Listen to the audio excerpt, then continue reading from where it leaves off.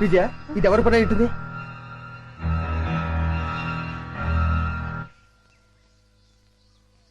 వంశీ, నువ్వేం ఫీల్ అవునంటే నీకు విషయం చెప్తాను.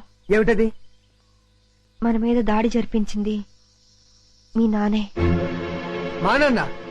అవును వంశీ, ఎందుకంటే ప్లీజ్. సారీ విజయ.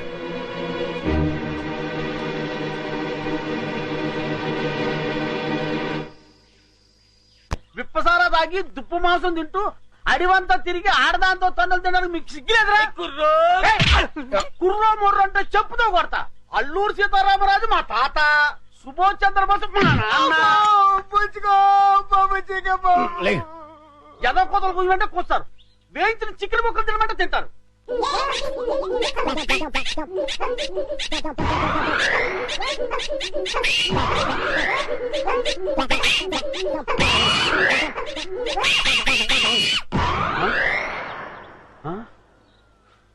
ఏ రైళ్ళు ఇంకెక్కడా? మీరు తిట్టిన తిట్లకి వాళ్ళ జీవితమే విరక్తి పుట్టేసి ఏ హిమాలయ పర్వతాలకో పోయి తపస్సు చేసుకుంటూ ఉంటారు. మీరు పర్మిషన్ ఇస్తే నేను కూడా చంపేస్తాను. ఆ వికాస్ గారు దొరికేంత వరకు ఈ అడివే మనకి గతి. దొరకపోతే ఏ కోయిగూడలోనో పర్మనెంట్ గా సెటిల్ అయిపోవడమే. కుర్రో కుర్రు.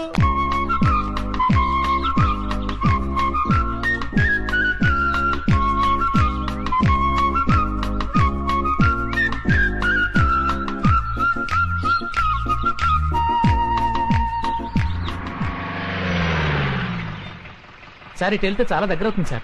సరే పద. అలాగే.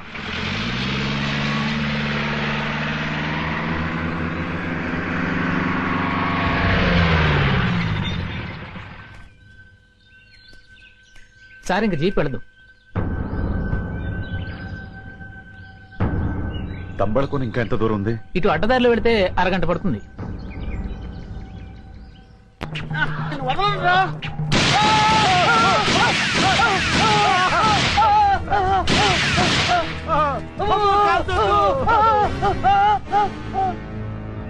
వీళ్ళెవరో పోలీసుల్లో ఉన్నారు. అమ్మా, మేము పోలీసులు కాదండి. పోలీసు వాళ్ళు 4 అడుగులు పొట్టోళ్ళు ఎక్కడైనా ఉంటాడండి. విచిత్ర సోదరుల సినిమాలో పొట్టి కమల్ హాసన్ లాంటి ఇతను, విఠలాచారి సినిమాలో బఫూన్ గాడి లాంటి నేను, మేము పోలీసు వాళ్ళ మేము పోలీసు వాళ్ళం కాదు. అమ్మయ్యా. ఏమండి, మీరు అడవిలో దోపిడి దొంగలా? మేము దోపిడీ దొంగలం ఏంటి బే? 3 రాష్ట్ర ప్రభుత్వాలను గడగడలాడిస్తూ 3 రాష్ట్రాల పోలీసులకు నిద్ర లేకుండా చేస్తున్న అడవిరాజు పల్లపదొర అనుచరులంబే. పల్లపదొర అనుచరులా? జై పల్లపదొరకి! జై పల్లపదొరకి! జై పల్లపదొరకి! జై పల్లపదొరకి! కోసమే తిరుగుతున్నాం. అవునండి, ఆ పల్లపదొరను కలుసుకోవడానికే ఈ అడవంతా గాలిస్తున్నాం. ఏంటి పల్లప్ప ఏదో మీ బాబాయ్ అన్నట్టు మాట్లాడేస్తున్నారేంటి?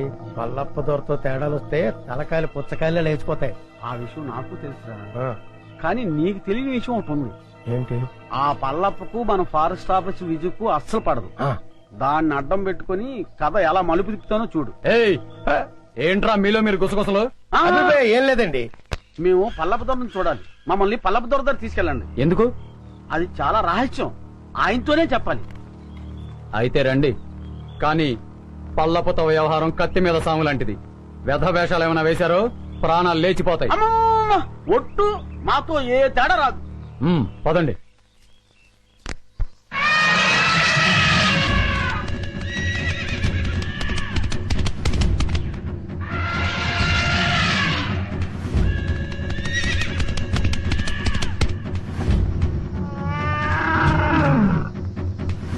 పట్టండి రా.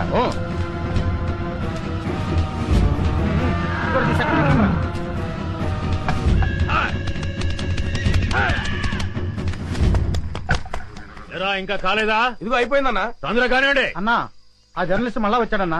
ఏవో కొన్ని వివరాలు కావాలంట.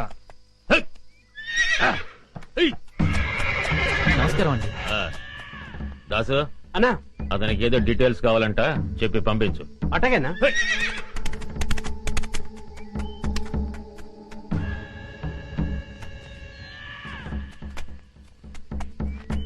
ఫారెస్ట్ ఆఫీసర్ విజయ పల్లప్ప అంతం చూస్తే గాని పెళ్లి చేసుకునని శపథం చేసిందిగా మరి.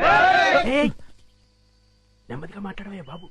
విజయ్ పేరేంటేనే అన్న అగ్గి మీద గుగ్గిలో అయిపోతాడు. పల్లప్పకు విజయ్ అంటే ఎందుకంత కోపం? ఎందుకంటే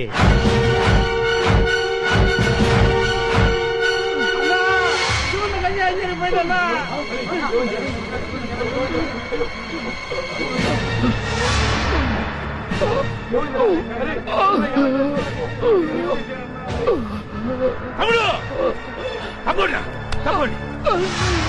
ఏమైందిరా? నా తమ్ముడికి ఏం జరిగిందిరా? ఏంట్రా ఇది? అన్నా చందనం లారీలకు ఎక్కిస్తుంటే ఆ విజయ్ కాల్చిందన్నా. విజయా! అన్నయ్య నేను ఇంకా బతకనన్నయ్య, నా ఆఖరి కోరిక తీరుస్తావా? నువ్వు చావకూడదు, నువ్వు చావకూడదు. ఆ విజయాన్ని నీ చేతులతో చంపాలన్నయ్యా. దాన్ని నువ్వు చంపాకే నన్ను దహనం చెయ్యన్నయ్యా. దాన్ని నువ్వే చంపుతానని నాకు మాట ఇవ్వన్నయ్యా. అలాగే తమ్ముడు.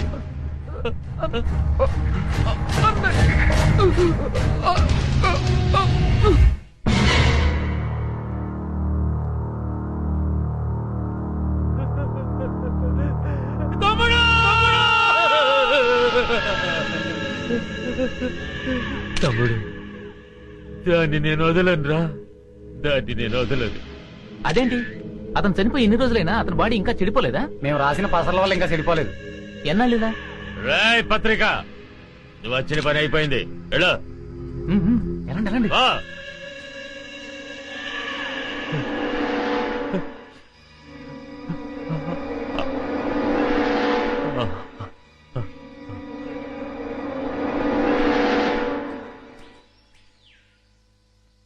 అన్నా ఎవరో ఇద్దరు కొత్త వ్యక్తులు నిన్ను చూడ్డానికి వచ్చారన్నా.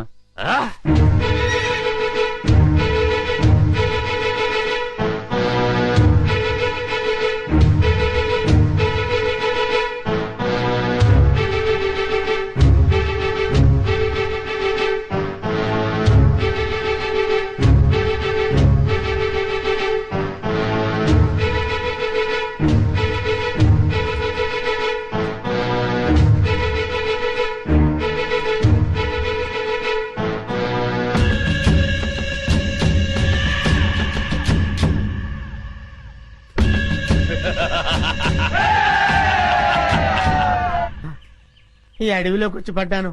ఇటువైపు నడుచుకుంటూ వెళ్తే బయటికి వెళ్తానా లేకపోతే అడవిలోకి వెళ్ళిపోతానా? ఓ నాయనోయ్, అయ్యా. ఎవడరా నువ్వు? నేనెవరో తర్వాత చెప్తాను గాని ముందు నువ్వెవరో చెప్పు. సిఐడి ఆఫీసర్ని. సిఐడివా?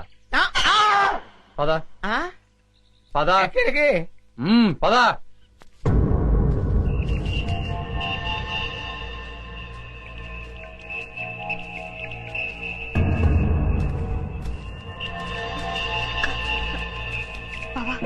మీరెందుకు వచ్చారు బాబా ఇక్కడికి?